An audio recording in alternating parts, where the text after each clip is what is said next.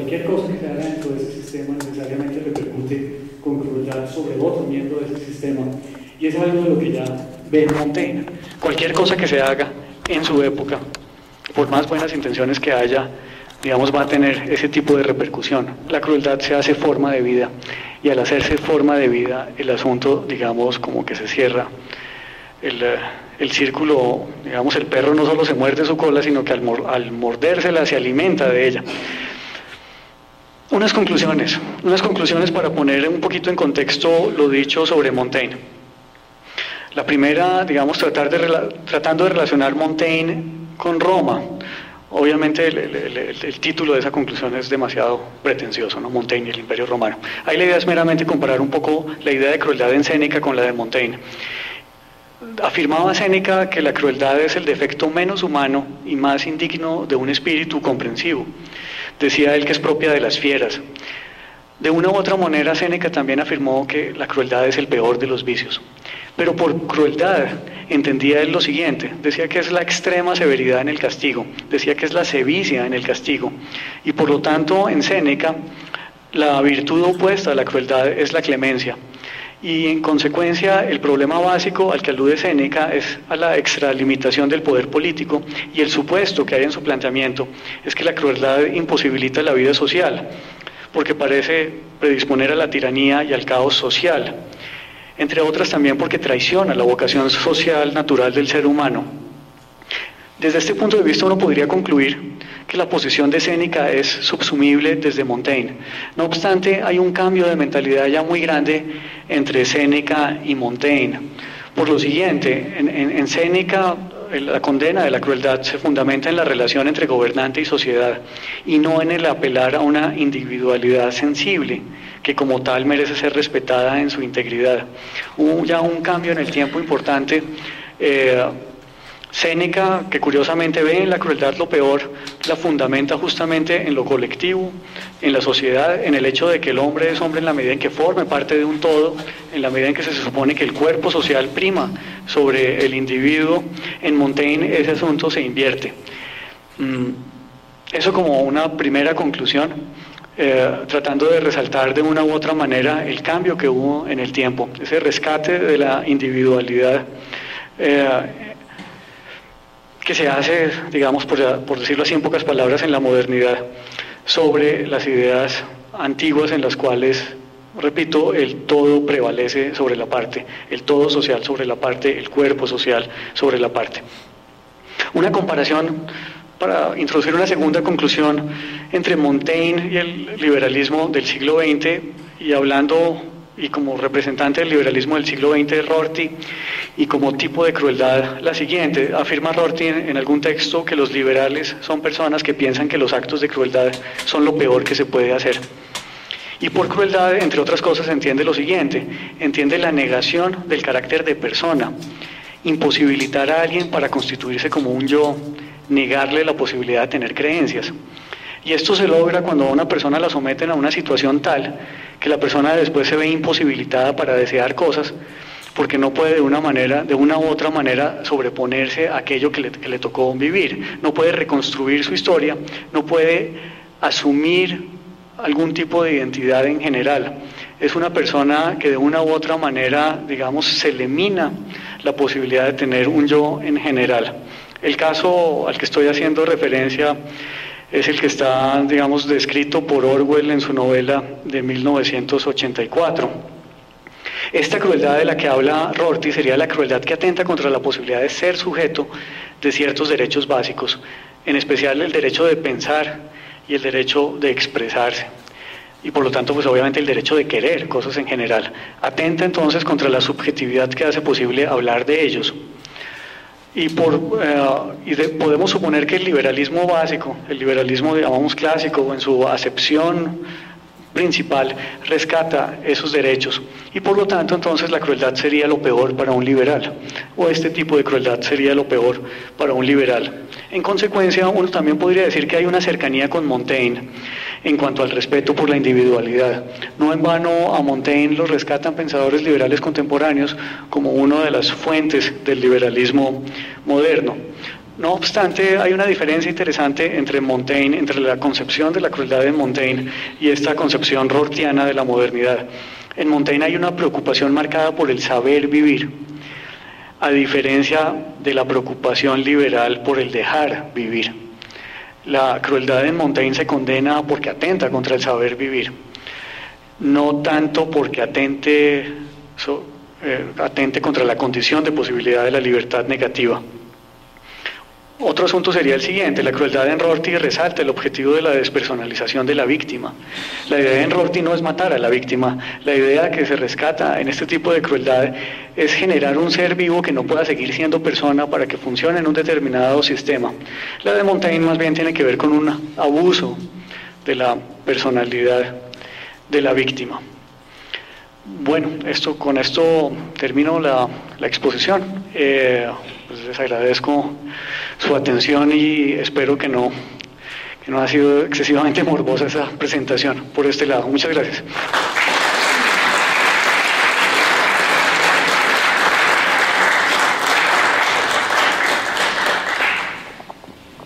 Bueno, muchas gracias al profesor Castañeda. Como les decía hace un momento, vamos ya al espacio para las preguntas. Ya que lo tenemos instalado en el fondo, los invito a torturarlo con preguntas que no busquen infligir tormentos, sino destilar verdades. Así que el espacio está abierto.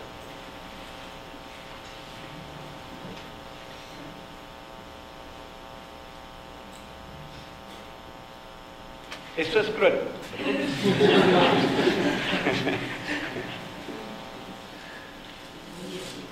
¿Les da miedo?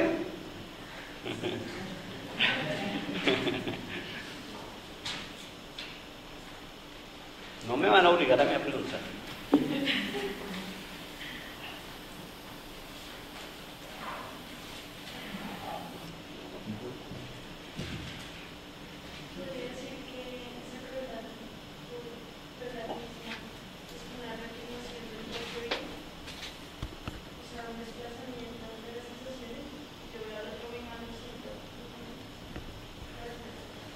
Digamos, Montaigne llega a la idea de que efectivamente uno se puede acostumbrar a la crueldad, y uno se puede acostumbrar a la crueldad porque uno se puede acostumbrar a cualquier cosa, que la naturaleza humana es muy maleable en general, y en esa medida, bajo ciertas circunstancias, en ciertas condiciones, bajo cierta educación, efectivamente uno se puede hacer cruel, se puede hacer cualquier cosa, pero entre otras cosas pues también se puede hacer eso. Y cuando uno se acostumbra a eso, pues lo pide y lo exige y por lo tanto le da placer y le da dolor el no tenerlo. Ahí de pronto el punto que es llamativo en esa parte de la reflexión de Montaigne es que la crueldad no es patrimonio del malo, y el malo no es meramente el otro, sino que cruel puede llegar a ser cualquiera si lo pone en una determinada circunstancia. Y de una u otra manera se hace la crueldad como una opción y se puede llegar hasta convertir en una forma de vida. Y por eso se puede llegar a sentir placer, en ese sentido. Curiosamente, como la música de Palares, mire, curiosamente, como él niega que uno que tenga mucho sentido apelar a argumentos universalizables o a verdades absolutas, porque parte de una base escéptica, casi el único remedio contra la crueldad paradójicamente es apelar a la misma sensibilidad de la gente. Obviamente a la sensibilidad de la gente que todavía siente que hay una porquería, que hay una cosa que se debe evitar. Y él por eso dice, mire, digamos, juzgo que la crueldad es mala, pero básicamente odio cruelmente la crueldad, porque va a ser solamente a ese nivel en el que se va a poder, digamos, como sancionar ese tipo de conducta. No sé si me le salí mucho a esta pregunta.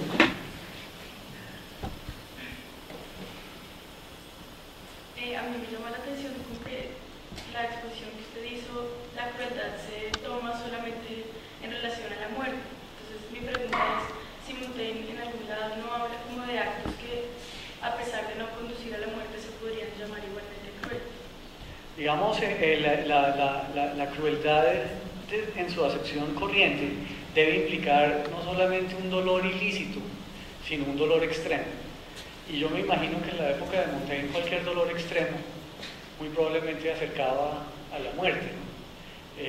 Y él sí lo enfoca mucho a la muerte, pero también, y no es por enredar mucho mi respuesta, pero digamos también la vida para Montaigne está muy ligada con la muerte, y está muy ligada porque saber vivir es saber morir. Digamos, no es complicado vivir uno bien con la presencia continua de la muerte, y en esa medida muchas conductas que eventualmente lo puedan poner a uno en riesgo o que le puedan alterar el curso natural que uno llevaría en su vida si no hubiese habido esas conductas, se podrían entender como crueldad. Pero es importante ahí que haya el ingrediente, digamos, de la eventualidad de la muerte. Y como usted dice, efectivamente es un rasgo, digamos, característico de Montaigne, que no está en el, digamos, casi en el vocabulario contemporáneo sobre la crueldad. Porque usted puede ejercer crueldad sin necesidad de matar. Montaigne, entre otras, dice que es un problema del tirano siempre como poder torturar sin matar, porque una vez que mata se le escapa a la víctima y entonces no puede ejercer la crueldad. Y el problema es cómo inventar cierto tipo de procedimientos que logren llevar un dolor bien intenso, pero que el tipo no se muera, porque si se muere, pues venció porque se le escapó. Y dice que es como la gran paradoja del tirano, ¿no? Lograr mantener el terror sostenido. A mí todavía me causa mucha curiosidad que no haya ningún antídoto como para la crueldad. No hay una forma racional de apelar digamos, a identificar a la crueldad así. Digamos, la denuncia, digamos, el no apelar a argumentos racionales o a verdades o a principios racionales para condenar la crueldad, Montaigne creo que la puede argumentar en el hecho de que apelar a esos argumentos normalmente generará más crueldad. Cuando uno apela a verdades universales y apela a ese tipo de cosas y en el fondo no hay esas verdades universales, lo que va a terminar es dogmatizando y volviéndose fanático y haciéndose representante de algo superior y condenando por lo tanto a los otros como inferiores, y ahí ya se hace proclive a la crueldad. Se hace proclive a la crueldad porque el otro ya comienza a rebajarse, lo comienza a desnaturalizar, y al hacer eso ya empieza a tener más, digamos, más atribuciones en principio sobre el otro. Eso por un lado. Por el otro, él sí cree que hay por lo menos 3 remedios que son como sus ideas de la virtud. Una sería ser uno Sócrates, pero Sócrates solo fue Sócrates. Y digamos esa absoluta sabiduría que es inconmovible ante la muerte, que toma la cicuta y se sonríe tomando la cicuta, digamos, eso solo es Sócrates y no funciona. El otro modelo para evitar la crueldad sería ser todos catones. Catón era también un personaje de finales de la República Romana, absolutamente legalista y normativista, digamos uno de esos tipos que aguanta todo, que sufre todo en aras del deber, y es una pelea es un tipo que continuamente pelea consigo mismo y que en aras del deber genera una disposición al aguante, y como aguanta mucho, entonces se minimiza el riesgo de que ejerzan crueldad contra él, y en esa medida ese sería un antídoto.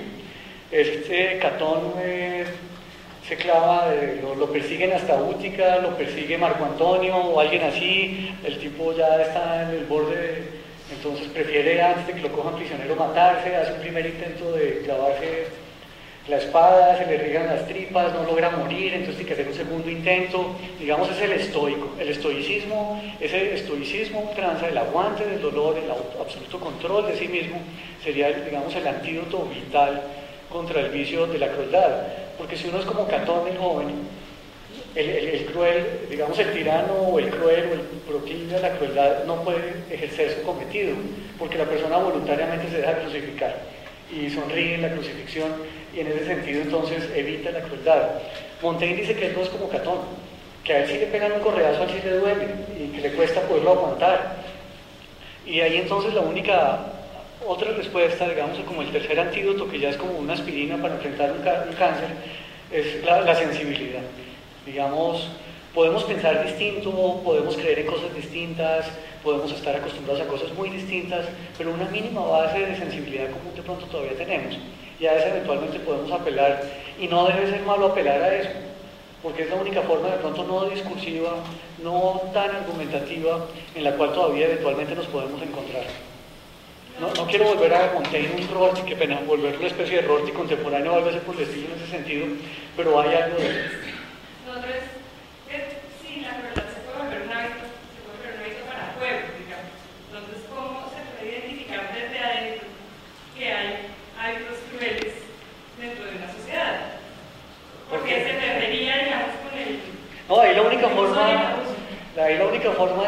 nacan Montaignes, y entonces cuando, pues claro, porque no hay argumentos ahí de carácter racional, tiene que haber personas que cuando vean matar un pollo, digan pobre pollito, ¿sí?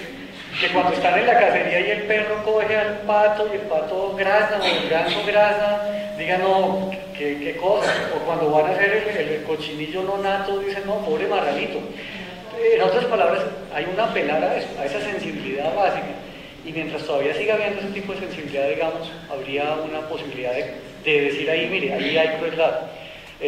No es una respuesta, digamos, que genere esperanzas, ni mucho menos. Digamos, es una respuesta justamente cuando uno, la que puede dar una persona que es escéptica, que puede dar una persona que no cree que haya verdades absolutas, que no cree que sea representante de Dios en la tierra, que no crea que tiene la justicia universal de su lado, y que dice, mire, cuando está uno en medio de todo el lío, de pronto lo único que queda es eso. Y no debe ser malo apelar a eso. Sería una sensibilidad no razonable, ¿No?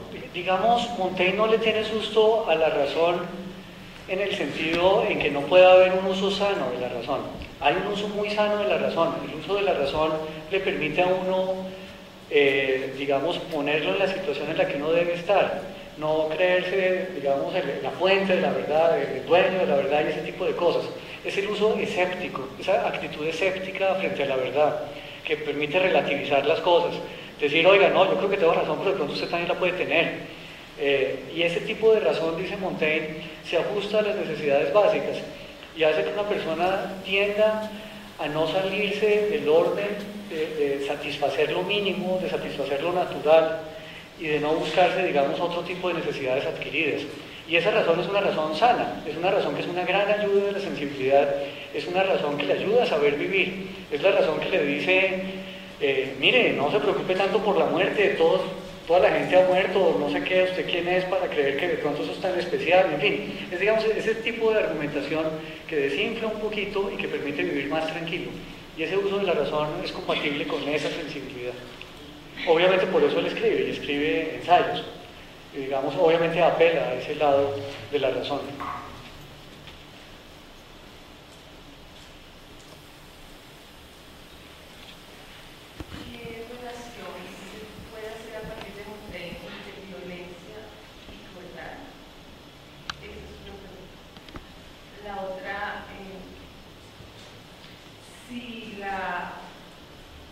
Podría ser un sinónimo de tortura para mujer.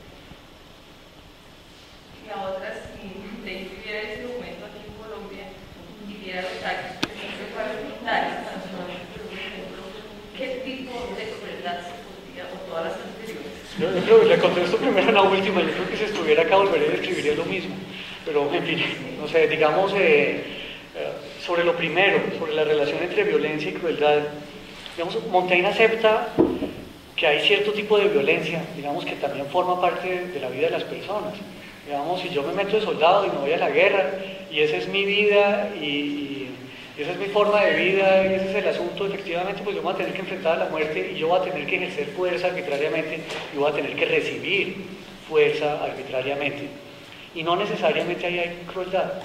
Digamos, hay una posibilidad de saber matar, y hay una posibilidad también de hacer, entre comillas, dentro de lo posible, una guerra decente.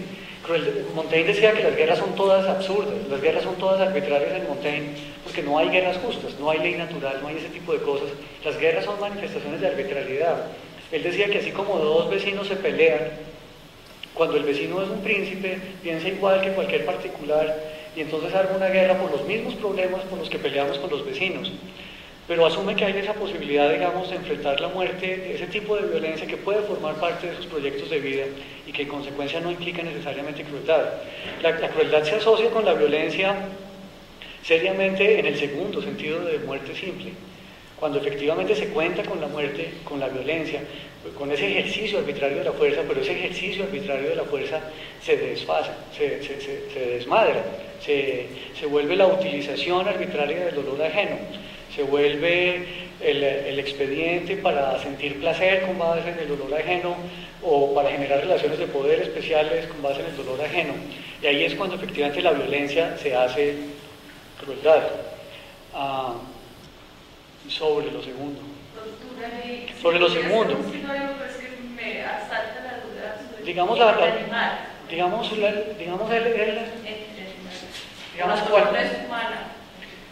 cualquier intervención sobre la vida, sobre la muerte, no querida, cualquier intervención arbitraria sobre la muerte de una persona implica ya crueldad. Y las intervenciones normalmente son intervenciones que darán lugar a dolor, porque si dieran lugar a placer, la víctima las querría. En esa medida, la tortura es efectivamente, digamos, en cierta medida, un modelo de lo que es la crueldad, porque es la prolongación o la intervención arbitraria sobre el morir ajeno, y eso será siempre tortura. Montaigne de una u otra manera sugiere que efectivamente el matar indiscriminado animales, hasta el matar de plantas, que hay algo que no funciona, que eso atenta contra, digamos, un sentimiento de compasión natural que tenemos sobre cualquier cosa viva. Y ahí efectivamente habría crueldad. No sé si diría que ahí hay tortura. Montaigne también, como sugerí, viene de una tradición en la cual los animales a su manera también piensan. Los animales también tienen de una u otra manera, anticipan cosas, hacen cálculos. Un perro cuando va persiguiendo a su amo dice, por aquí no lo vuelo, por aquí sí lo vuelo, luego por aquí no es, y aplica el Toledo Tollens y entonces decide por un lado, dice Montaigne. Entonces, digamos, ese desfase entre hombres y animales y entre hombres y plantas, cuando uno le quita el componente racional al ser humano, cuando se lo rebaja más, hace que las diferencias no sean tan grandes y por lo tanto se permite hablar de otras cosas. Y ya sobre el asunto de la situación, sobre la situación nacional, yo creo que la crueldad es un tema muy apasionante en la medida en que, digamos, es muy complejo. Digamos, es muy reductivo la definición del diccionario de crueldad. Ese dolor innecesario, ilícito, extremo sobre una víctima, la disposición a ejercerlo, dice muy poco. La crueldad se ha estudiado, por lo menos en los clásicos, en relación con sistemas políticos, en relación con proyectos de vida, con códigos, con formas de entender al ser humano en general.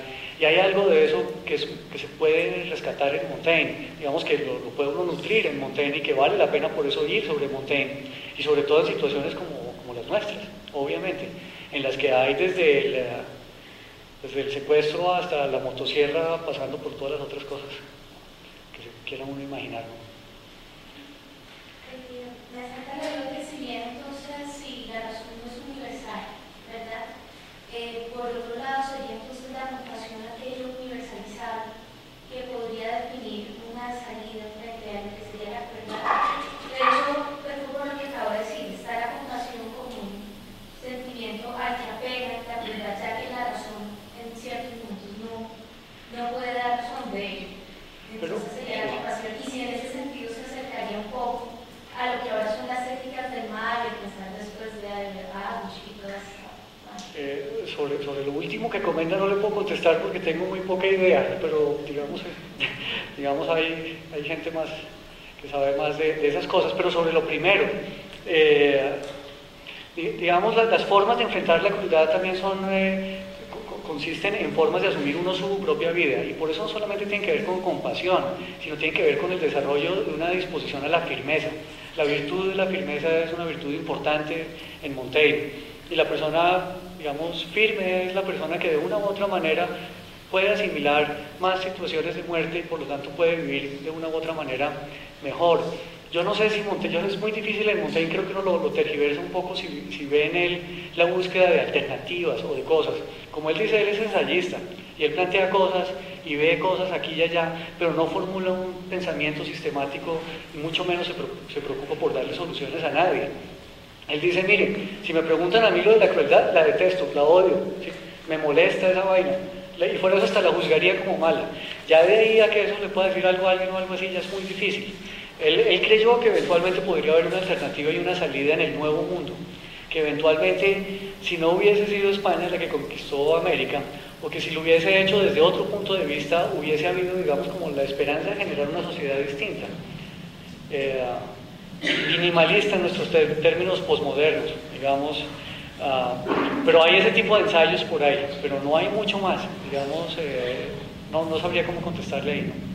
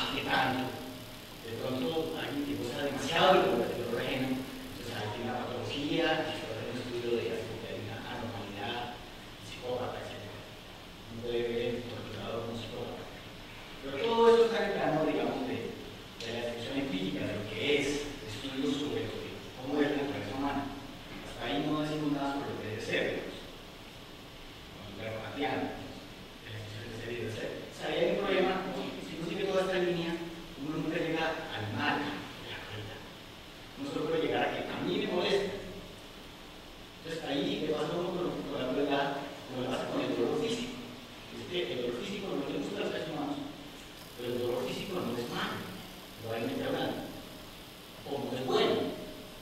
Se han dicho más cosas, de hecho, para algunos cristianos, el dolor físico, la flagelación, la autoflagelación, no sé qué, eso tiene como un valor moral, quizás. Alguien puede ver que el dolor como tal no es ni bueno ni malo, es simplemente un proceso fisiológico. Uno puede pasar con el uso por la crueldad. Entonces, la discusión se puede poner en el ámbito cómo la naturaleza humana, cómo la sensibilidad humana, cómo se moldea, qué tanto nos gusta, casos de desviación del torturador, pero eso no toca en mal. Nada de lo que no, digamos, yo creo que ahí hay un lío interesante y lo hay por lo siguiente. Montaigne reconoce que hay algo así como un instinto al mal, un instinto de crueldad. Cuando el tipo dice, mire, ¿por qué los romanos, digamos, se regocijan tanto en el circo romano? Ahí tiene que haber algo en la naturaleza humana que lo hace proclive a ese tipo de actos.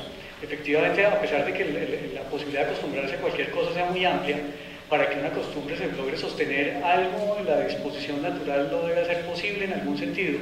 Y ahí se rescata algo así como una existencia de un instinto al dolor o un instinto a la crueldad. Eso por un lado. Obviamente si hay ese instinto o algo así se complica más todavía la respuesta de por qué eventualmente se condena eso ya en términos morales y se hace el paso de la mera descripción de eso a una valoración de ese asunto. Y ahí viene y ahí viene de pronto como digamos, la respuesta que se puede dar desde el escepticismo que asume Montaigne. Y ese escepticismo es el escepticismo, pues como el de sexto empírico. Es que, digamos, no hay opiniones universales.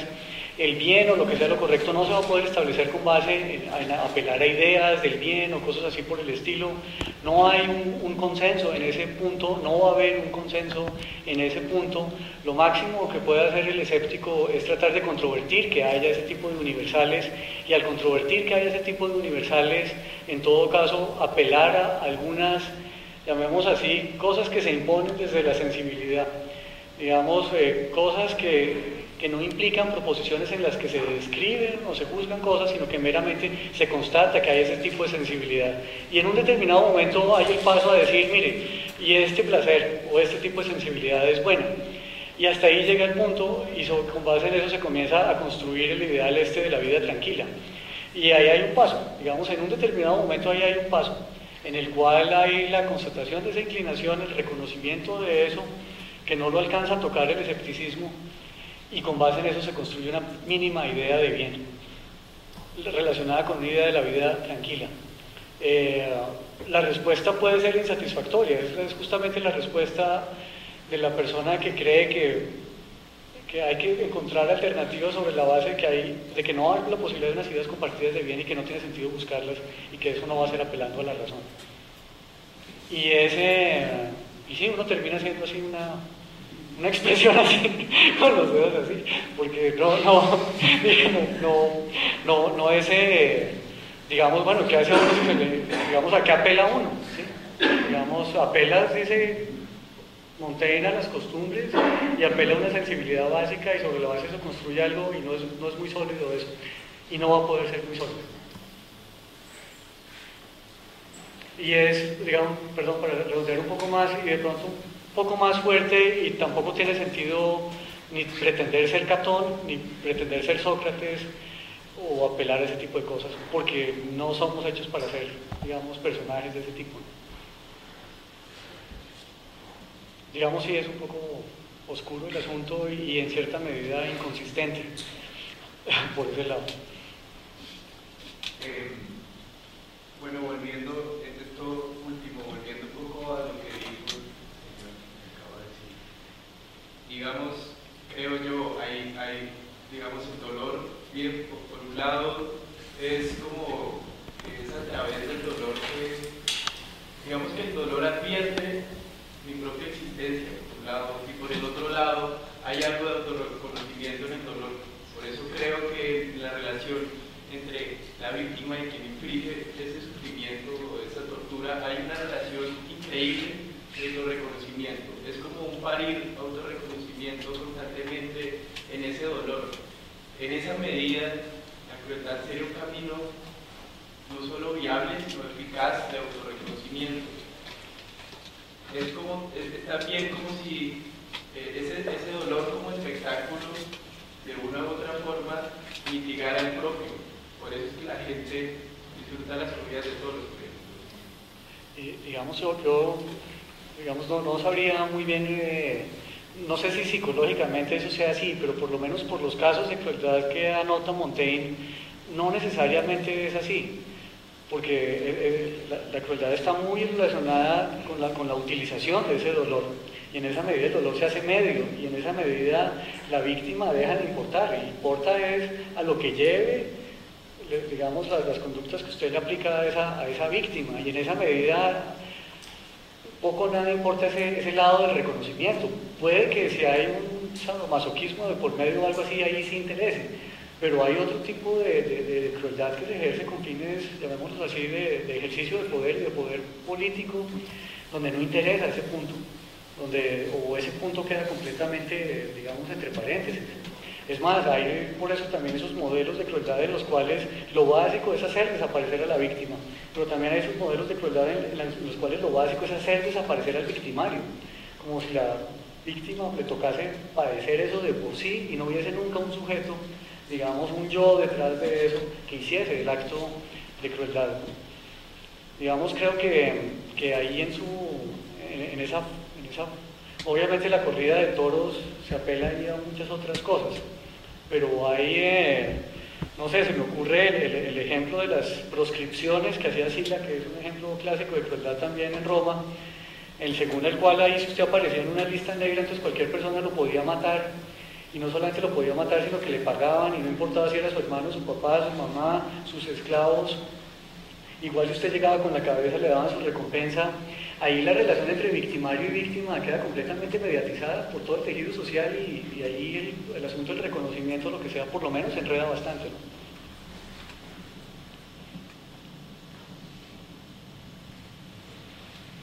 Bien, muy amables, muchas gracias. Buenas noches. Gracias.